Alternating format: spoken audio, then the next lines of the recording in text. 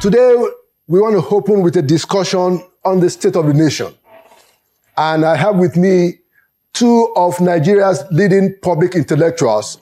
Here in the studio, I have Malam Baba Yusuf, a policy strategist, the CEO of Global Investment and Trade Company, who was actually the first substantive managing director of the Nigerian Aviation Handling Company Free Trade Zone. Malam Baba Yusuf, welcome back to Inside Sources. It's a pleasure to be here again, Laulu. Anytime. Right. Joining us virtually, I have the immediate past managing director and editor-in-chief of The Guardian, and who is also a columnist. I want to welcome to Inside Sources, Mr. Martins Oloja. Martins, you are welcome to Inside Sources. Oh, thank you very much. All right. Okay, so I'm going to start with you, Martin, who, by the way, is a reporter that has covered, I think, no less than 8 Nigerian head of state. Martin, if I ask you now that what is the state of the nation today, in a very short opening remark, what will you say?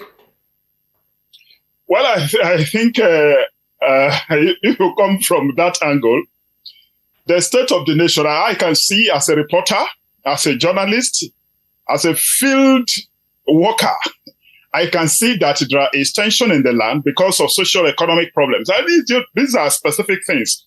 We can see that people are scared about even prices of foodstuffs, prices of essential commodities. And as we speak, you see that there is scarcity of PMS, of what we normally call petrol air, to power our vehicles, to power our generators, and to power everything.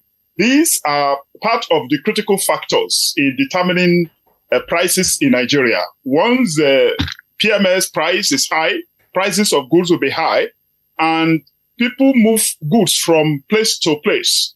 From even interstate transport system is having some problems because there are so many tax points.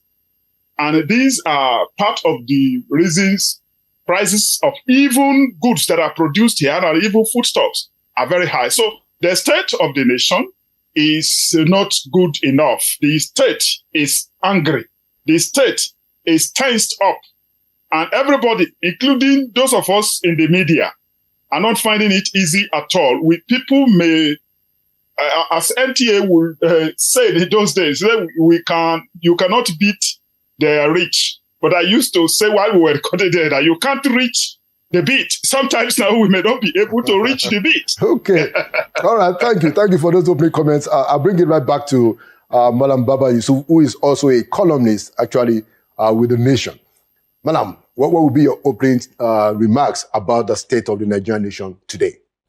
Well, to be very succinct, Nigeria is on its knees and at the verge, of, let me say, collapse if the necessary things are not done in the short to mid-term. I don't want to go through the numbers or the economic indices, but what is more practical for me is what we see on the streets, the price of food in the market, the state of insecurity in the country, Laulu. Every other day, you hear numbers of people that have been killed in almost every part of the country, especially in the northwest. It's creeping into the north central.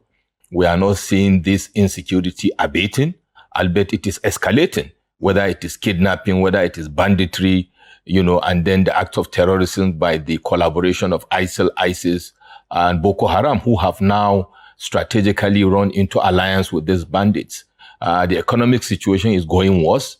The policy incoherence of this administration is escalating the issues.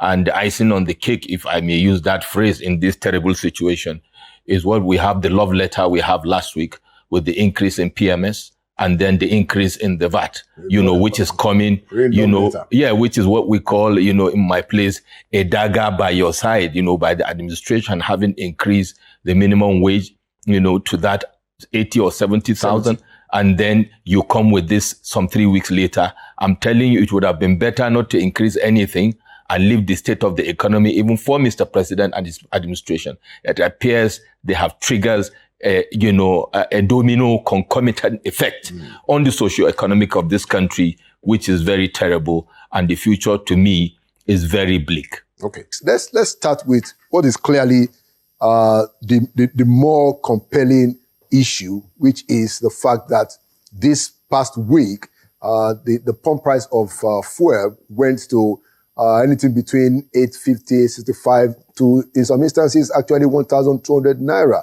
Mr. Martins Oloja. Now, we know, I mean, even though government doesn't seem to concede it, that even before now, government was putting some subsidy. And, analysts even say that even at 850 up to 1,000, there's still a little bit of subsidy.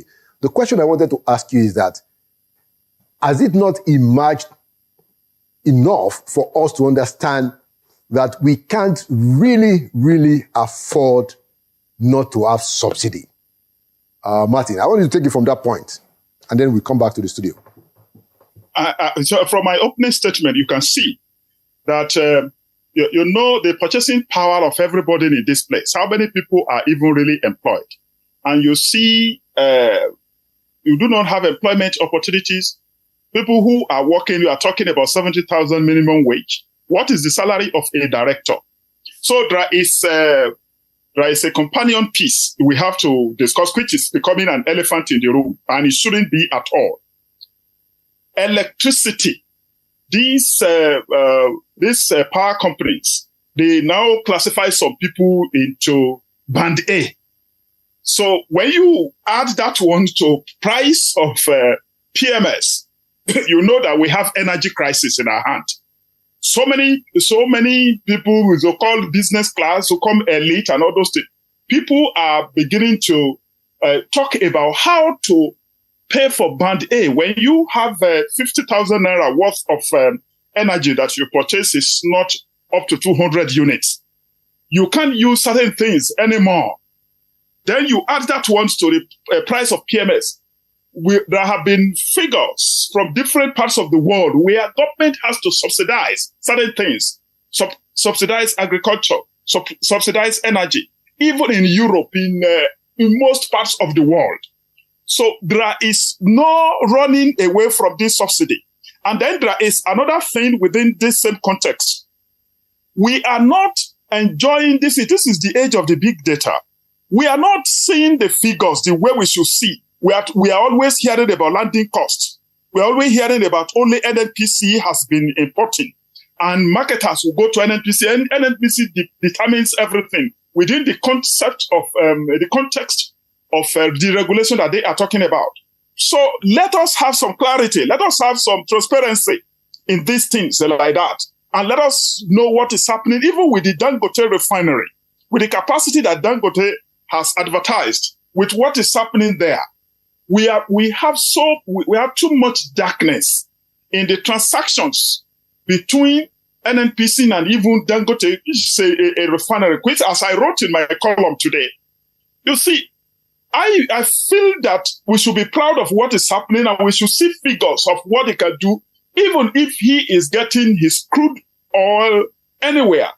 The journalists have gone there. I was part of the team there. Let us have some clarity about the relationship between NNPC and Dangote. Too many regulators and too many people are talking, and there is obscurity. And we are hearing too many things from NNPC every day. Let us have some clarity for goodness sake. Okay. All right. Thank you, Martin, for that very passionate point. Now, Malam, the same question, and, you're also free to take it whichever direction you think is compelling. Have we gotten to the point where all of us now realize that there must be some kind manageable subsidy on this issue of PMS? Malam. Absolutely. And to expand the conversation, I'm a bit worried that the Tinubu administration seems to be running a government that is driven on levies, taxes, as their means of generating income and revenue. And it's worrisome because they will cripple the economy and they will kill the people they promise that they are giving hope. What am I saying? Let's start from the PMS you are talking about. PMS is the critical driver of the informal sector, which constitute 80% of our economy. Laulu. What am I saying? The woman that is running a hair salon, right? And the guy that is running a barbing salon, and the woman, that is doing her small petty business, the keke napep rider, the guys that are driving the buses in town, including the combi buses, use PMS, not diesel.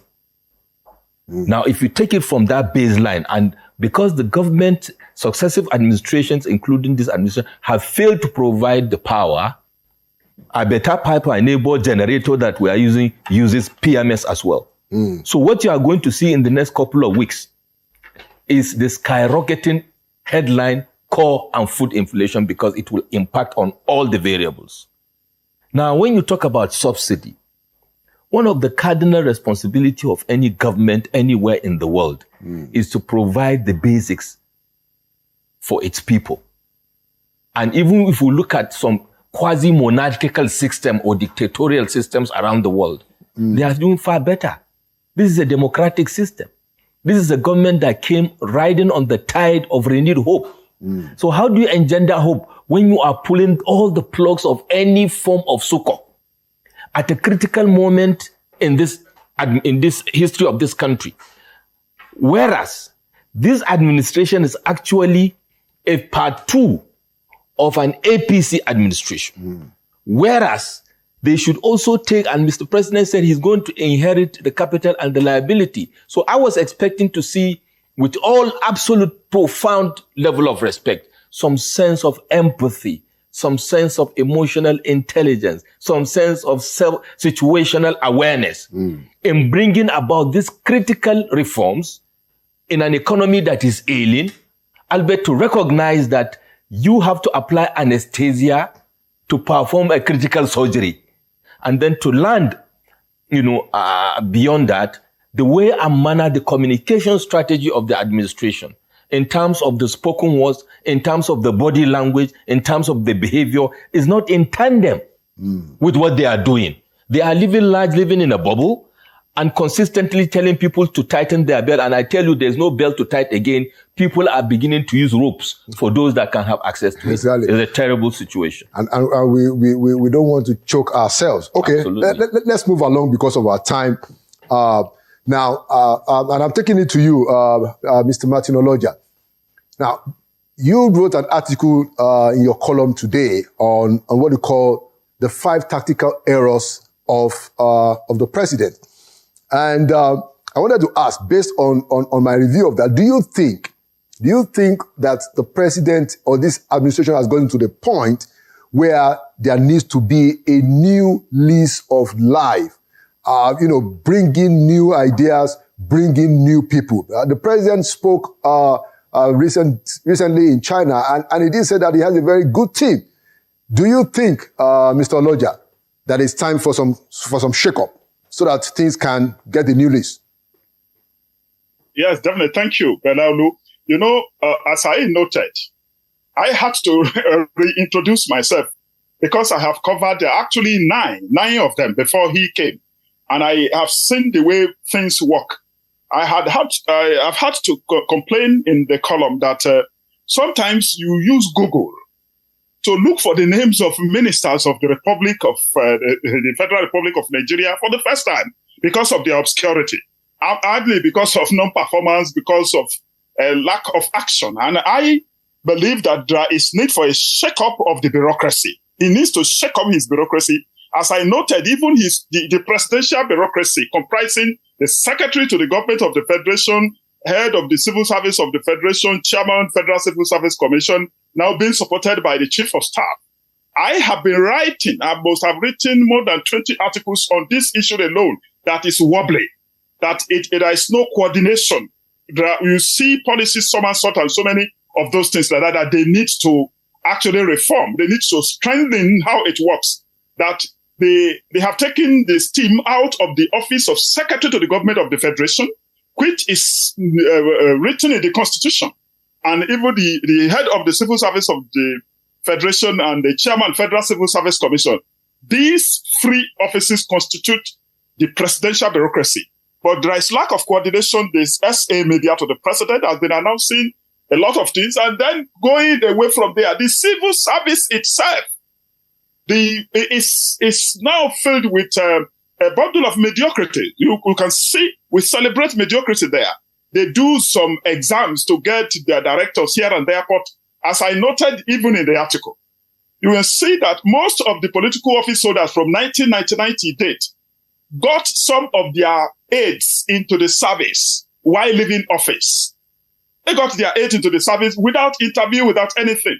In other words, you find some of the worst people, I'm sorry to use that word, in the service, why they never interviewed some of the best brains. No matter what some people say about us, I have been working with intellectuals. I have been working with so many people in this country. We still have some of the best brains in the world. But they do not get to these people. After election, there should be governance. You look for the brightest and the best. As it is now, I think the president should not be telling the world that, yes, I have a very strong team. We should swallow some pride and vanity sometimes and just own up and listen to what the people are saying, listen to what the media is saying at this time about how to reject. After all, at the administration, after all, he is the one to take the credit. Yes. He's the one to take the glory. Absolutely. Absolutely. Very, very, very, very important point that, at the end of the day, what people are going to say is the Tinubu administration. I bring it to you, Malam. Do you think that it is time for the president to bring a new lease of life? There has been buzz around this town that, president wanted to give the ministers, the cabinet 1 year at least, and it's now 1 year. What do you think? I totally agree. Why? Because I will speak from 2-3 perspectives. You introduced me as a former CEO, so we know how these things work at the top line. In the private sector, mostly they give us maybe 6 months. You take a 6 months of what? Of timeline to deliver. When they hire you, they tell you 6 months probation. Oh, okay. And as a CEO, within less than 6 months, you will know whether you are going to stay or you are going to be out. I mean, I work with a publicly quoted company, a multinational. You don't go there as a CEO and tell them stories 4 months down the line. They are already preparing to fire you. And this was when you were CEO of NACO. Yes, and then having worked at the board level for 25 years, at a C-suite level, at executive director level, we know how these things work. Now, it is even more serious, like my fellow panelists mentioned, with the case of Nigeria. Now, Mr. President has taken a mandate. He knew what he was going in for. And he's a person that comes with cognate experience of leadership. I'm a bit worried with the body language and the utterance of Mr. President, especially as China, when he said he has confidence on his team. Maybe he's saying it for face value, but a lot of Nigerians are waiting urgently, eagerly, to see that there's a rejig in this cabinet, because obviously for all of us, we know that there are a lot of people in that cabinet that have no business being in the cabinet. Ab initio. Why? Because a lot of political considerations were put in place in hiring these people. Again, like my fellow panelists say, some people haven't even worked anywhere, and that's the truth. People just served, or they didn't even serve, and then they worked around for a while, and then boom, you are at one of the highest level of leadership at one of the most critical time, without experience, without capacity, without competence, and indeed without integrity.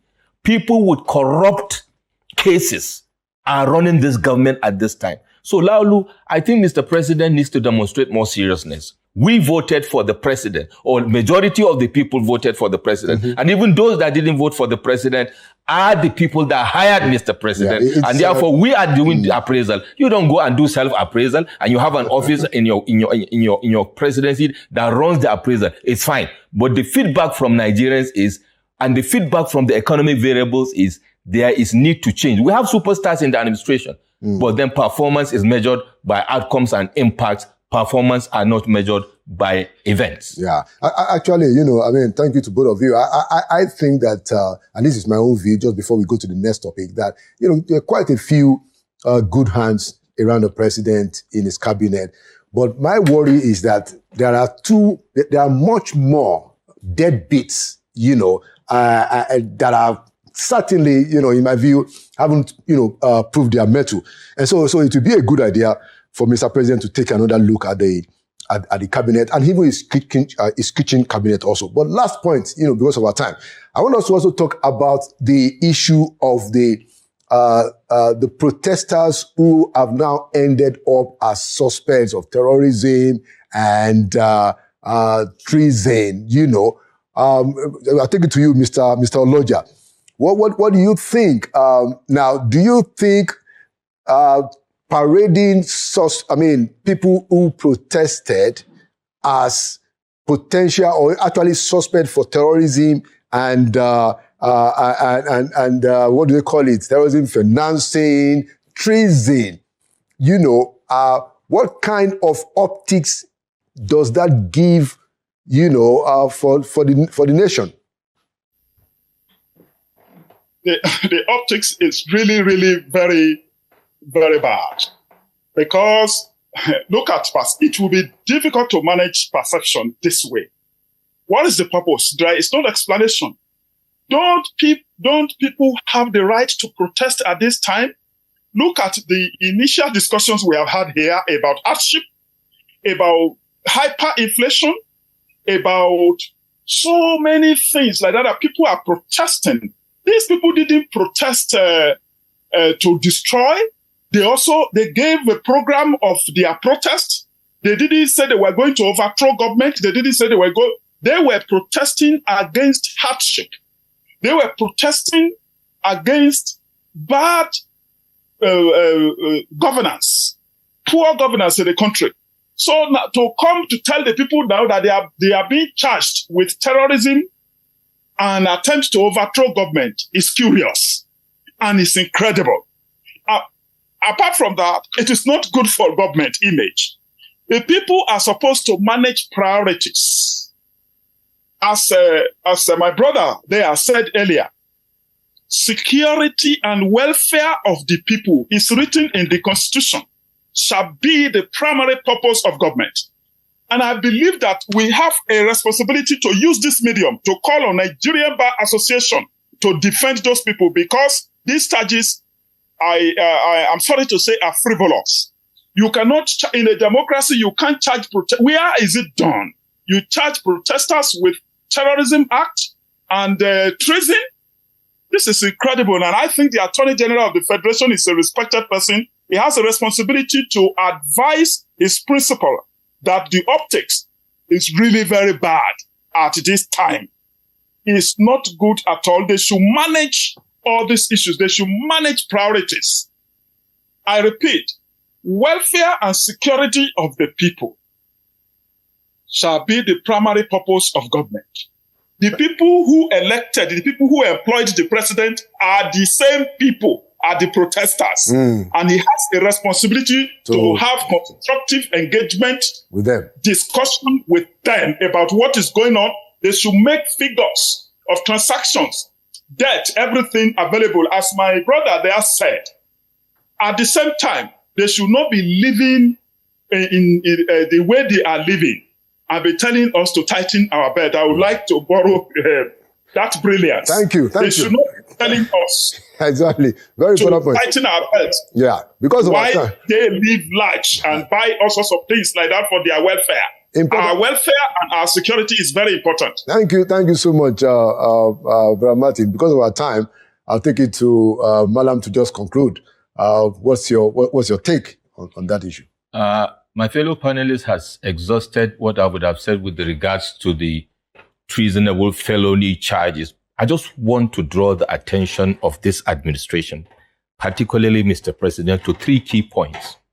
Number one, he was in opposition for a very long time. He was in the trenches fighting for democracy. He knows what it means for people to fight for what is right for this country. And he knows what happened to those that persecuted them at the end of the day. For God is still sitting on his throne. He's still that same God that rescued this country, and he's still living.